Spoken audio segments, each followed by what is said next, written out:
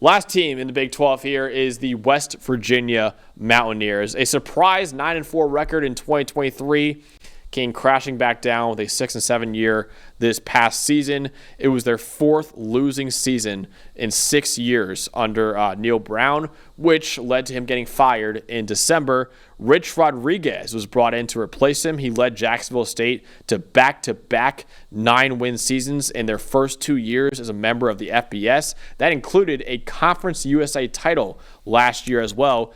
And more importantly for this job, he was the head coach at West Virginia for 7 seasons and had a 32-4 record across his final 3 years there from 2005 to 2007. They had a top 5 finish in the AP poll in one of those years too.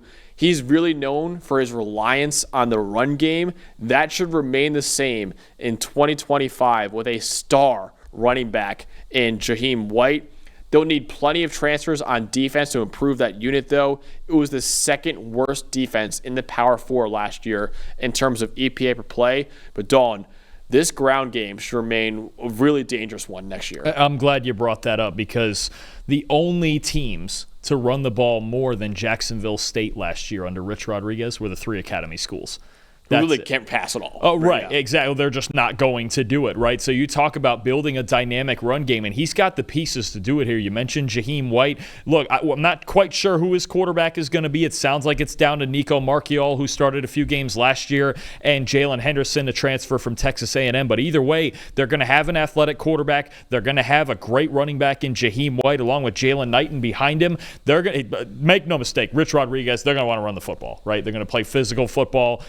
They're going to have to improve on defense, but that's where it's going to start is this ground game, no matter who his quarterback is. Pretty open competition right now, but Jaheim White and that running game is going to be the center of it. Again, only the academy schools, that's it. So basically, of any non-academy school, 60% Jacksonville State ran the ball last year. You don't see that. You just don't see that outside of the academy schools. So Rich Rod, dominant on the ground. He's going to try to do it again at West Virginia. Yeah, listen, they had one of the worst defenses in all of college football last year. So really the biggest question mark is, will all the transfers they brought in, make that a more respectable unit in 2025? They added 25 transfers on the defense this year. That's Rich Rod.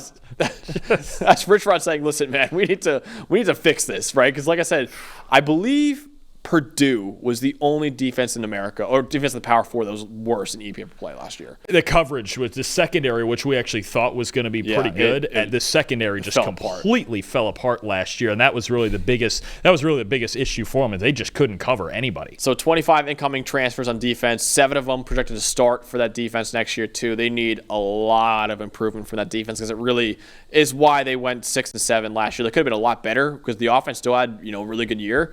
But the defense just being that horrendous was why they had a losing season last year. We're done.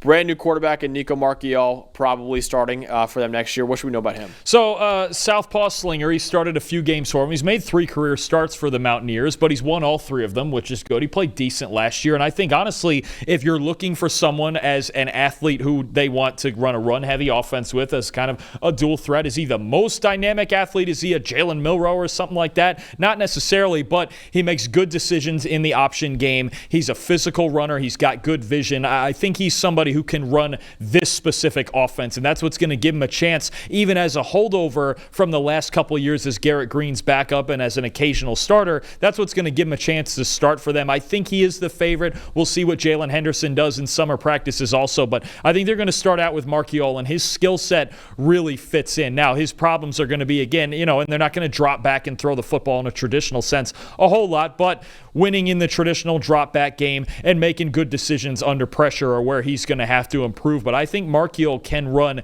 this specific offense. I think if there was any head coach that was going to come in and Marchiol was going to have a shot to start, I think it is Rich Rodriguez, actually. And I think that's why he didn't leave, because he knows, hey, run heavy, play action, work to my strengths. He can definitely, because he's a left-handed quarterback. He throws and rolls to his left a little bit better than his right, but detailed stuff there. I think the big thing is, again, he's a capable runner.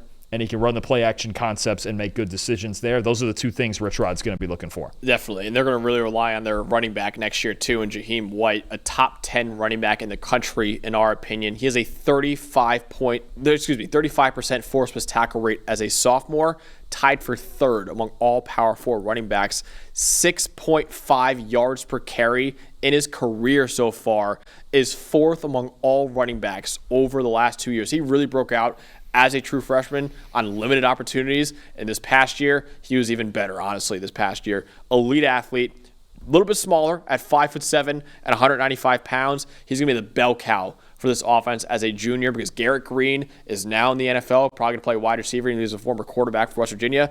And then his fellow tailback back there, C.J. Donaldson Jr., is now transferred over to Ohio State, too. So it's really kind of a committee backfield at West Virginia with kind of Jaheim White being the Lightning and C.J. Donaldson being a Thunder in that backfield. Jaheim White will be the bell cow for this offense next year. And Dalton, this might be a hot take right now, or maybe not, but I think Jaheim White, with how much Rich Rod loves to run the football and how good Jaheim White is, it's a dark horse Doak Walker Award winner next year. That's a call right there. I don't hate it, though, because they're going to run the ball a lot, and he's going to get the most of it. Either, if not Doak Walker, then you're talking about being among the nation's rushing leaders. But I think it's a great call when you talk about White's talent and then the scheme fit with Rich Rodriguez coming in and calling the plays. I think that's actually a really darn good call. I wonder what I don't know if they're taking bets on that yet. I don't know. I got to look.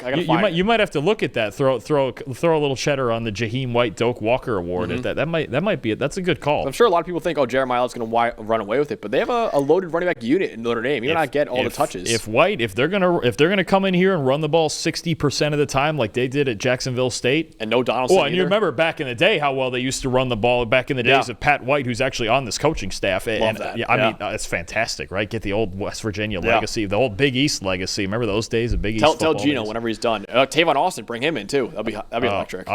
See, all of them. You just need the whole crew, even guys like Noel Devine from back in the man. Oh man, what a time that was, Big East football. Oh, it was awesome. I honestly miss, as a Syracuse fan, I miss it. I wish it was back to the Big East back then, especially for basketball too. But Dawn, obviously a defense that really struggled last year, so their defensive player spotlight is probably not a guy who played for West Virginia last year. Probably a guy they brought in for the portal. Well, which one of those 25,000 transfers is it, right? I'm going to go with the guy who really intrigued me looking at his tape at Nevada last year, cornerback Michael Coach Jr., the 11th highest coverage grade in the country and the 9th highest zone coverage grade in the country, which is really intriguing because there weren't a whole lot of teams in the nation that ran zone coverage more than West Virginia. Had a lot of breakdowns last year, but I'll tell you what, you won't get that with Michael Coach Jr. He's really good. He's got great eyes and quick feet, a little bit undersized, not going to be the best corner and run defense for you, but you talk about a guy who's got the smarts in zone coverage to react to the football and read route concepts. Michael Coach Jr. could be an impact player for them. I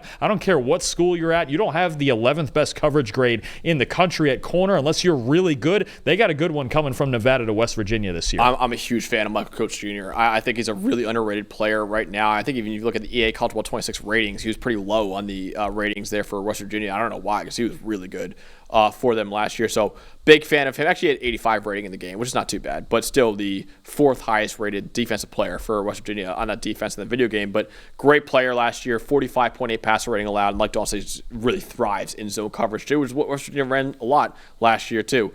Dawn, win total, I believe, is set at 5.5. Yeah, 5.5 for the West Virginia Mountaineers right now. So basically, will they make a bowl game in Rich Rodriguez's first year as head coach? You know, it's funny because you look at last year, they went 6-6 with a coach on the hot seat, with an awful secondary, with their starting quarterback in and out of the lineup with injuries, and really not a whole lot at wide receiver either. They still found a way to make a bowl game last year, and now you got Rich Rodriguez coming in to bring the energy, coming off fresh himself off a Conference USA title. I think I'm going to take it. I don't think they're one of the big contenders like we've talked about some other teams in the Big 12, but if they made a bowl game through all that last year, who am I to say they can't do it this year, right? I mean, I'm looking at their schedule. There are some tough games, but again, they're one of these teams where you go, all these 50-50, these coin flip games in the Big 12, and I go, who am I to say they can't win 2 or 3 of them, right? Along with a couple out-of-conference games. As always, you have the backyard brawl, which they get at home this year. They should have won it last year, and Eli Holstein led a big comeback for Pitt. So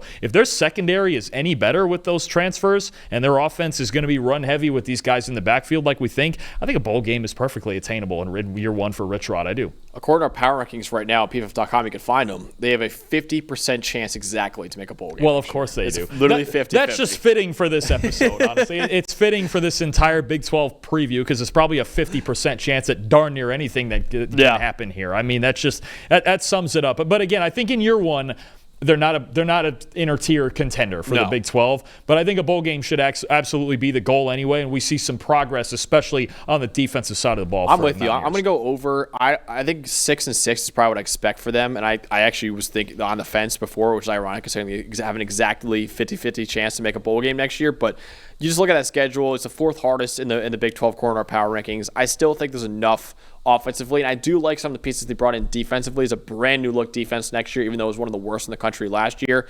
If that defense can step up and improve, they can claw their way to a bowl game next year in Rich Rod's first year back as the head coach of West Virginia. So I'll go slightly over and take that West Virginia will make a bowl game. Hey, thanks for watching another episode of the PFF College Football Show. Please make sure you guys subscribe to the channel. Also, subscribe to PFF Plus at subscribe.pff.com for all of the same data and grades that we use in our show, plus fantasy tools, betting tools, and our mock draft simulator.